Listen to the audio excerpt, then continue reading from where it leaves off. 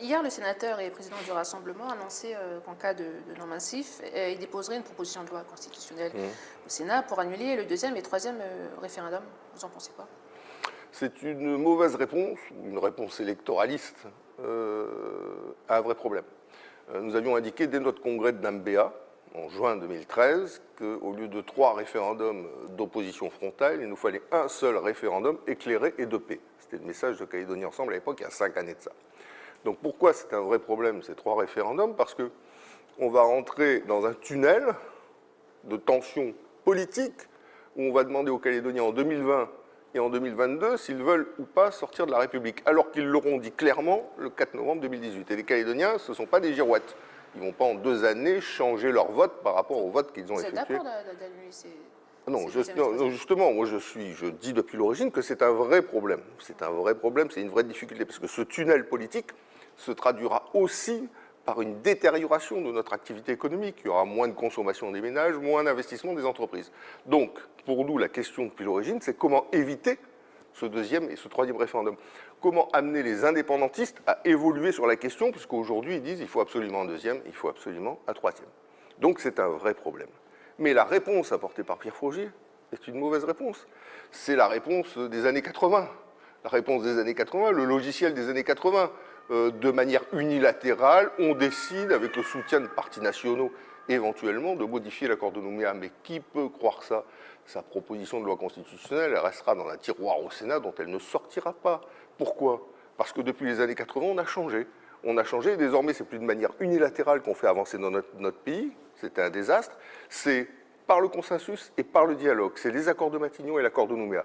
Donc l'accord de Nouméa sur le deuxième et troisième référendum, il peut évoluer, à la condition qu'on trouve avec les indépendantistes le consensus nécessaire pour le faire évoluer. Mais justement, les indépendantistes, ils y tiennent à ce deuxième et troisième référendum.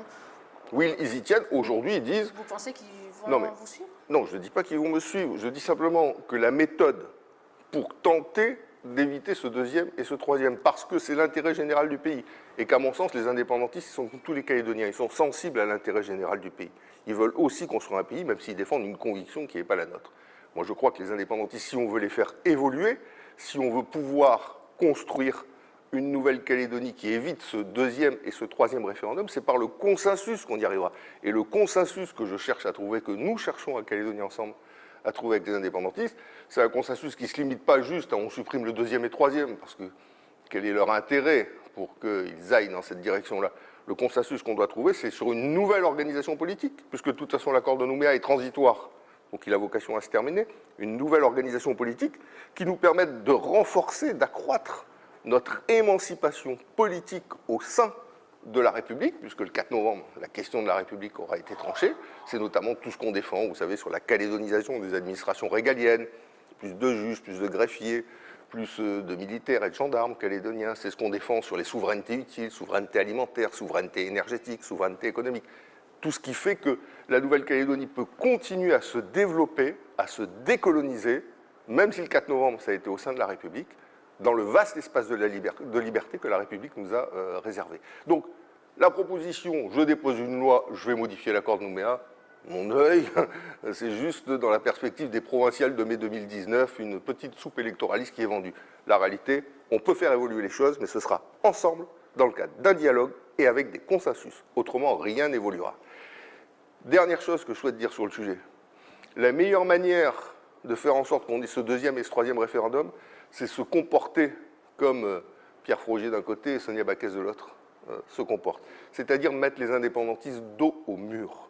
Plus on mettra les indépendantistes dos au mur, moins on leur laissera le choix. Et plus on ira vers un deuxième et un troisième référendum. Donc il faut respecter leur combat, respecter leurs convictions et essayer de faire évoluer avec eux cette sortie de l'accord de Nouméa qui sera mortifère au plan politique et au plan économique si ce deuxième et ce troisième référendum sont organisés.